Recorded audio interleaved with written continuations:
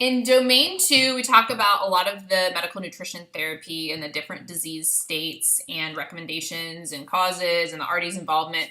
And I wanted to show you guys the pocket resource book for nutrition assessment. This has been awesome, not only in my rotations, but in studying for the exam and really just kind of having straight from the horse's mouth what you should be doing and the RD's involvement in certain diseases, and even goes through, nutrition screening, assessment, lab data, tests and procedures. So a lot of really great information, but I wanted to kind of point out in here, there's a whole section on palliative care.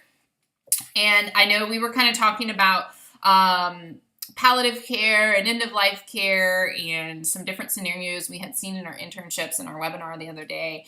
And I just wanted to kind of,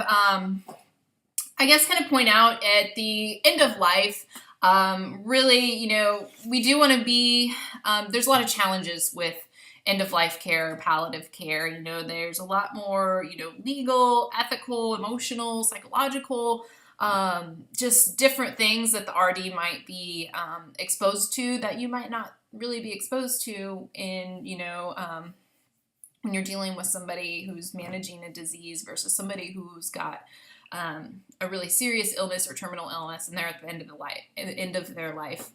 So, so just kind of keep that in mind, that there is a little bit more, especially when you get into feeding and helping educate the family on what does the science say behind feeding somebody who is at the end of their life. They've only got a few days to live. Are we going to be putting in a TPN or a tube feed in somebody like that?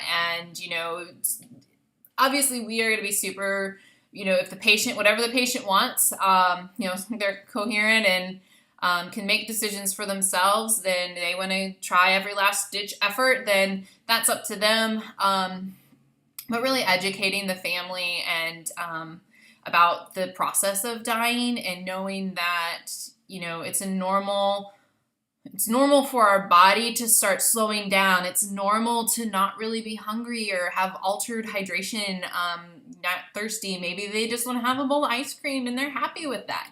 So really just focusing on the patient's needs and desires, what they want. Obviously, if the patient can't make decisions for themselves, then always having the family involved, but taking a look at, well, what would the patient want, or do they have an advance directive? And really being,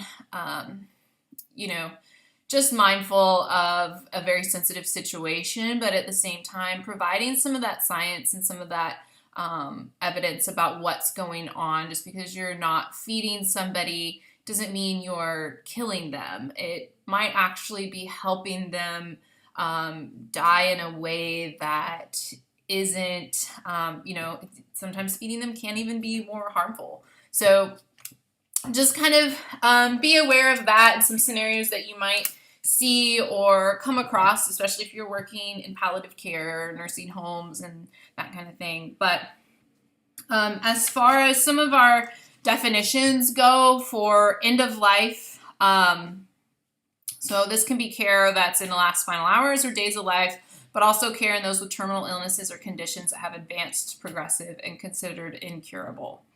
Our comfort care, this is an essential part of the medical care at the end of life. It helps soothe a person who is dying. Goals are to prevent or relieve suffering as much as possible and to improve quality of life while respecting the dying person's wishes. Then we have palliative care. So this is specialized medical care for people with serious illness.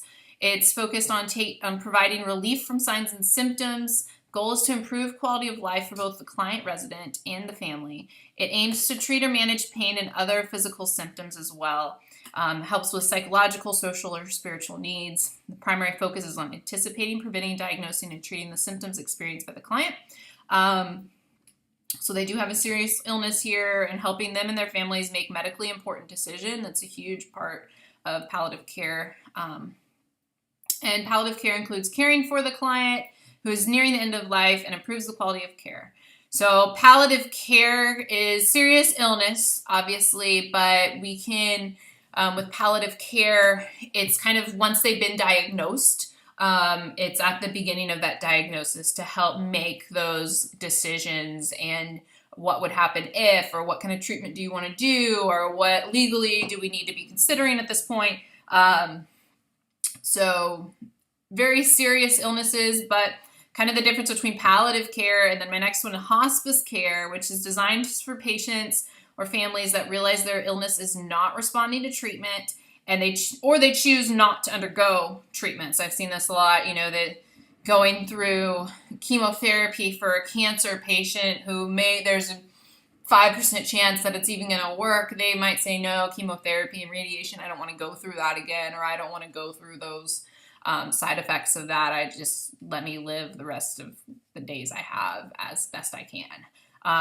So hospice care provides support to patient and family members after the treatment of the disease has stopped and when it is clear that the person is not going to survive their illness. So that's kind of your what is hospice care. So for me, I saw a lot of palliative care consults in the hospital and didn't really see much of hospice in the hospital compared to when I was in long-term care, and there was hospice workers that would come in from different organizations and come and talk to the family and help make some important decisions for preparing for that patient's death, essentially. So that's kind of our big difference between palliative care and hospice care. Is palliative starts at the beginning of the treatment, and hospice is after the treatment has stopped. And I think, just again, kind of the big takeaway on that is that, you might even have patients that are on comfort care. And what I saw with comfort care was basically if the patient needs anything or requests anything, then the RD would get involved. But really, comfort care was whatever we can do to make them comfortable. So soothing or helping, prevent or relieve suffering as much as possible. So that's my little spiel on the palliative care. Again, that information came from the pocketbook. Really great if you don't have this to take a look, to maybe buy one or take a look at one. Very, very helpful. All right. Thank you guys.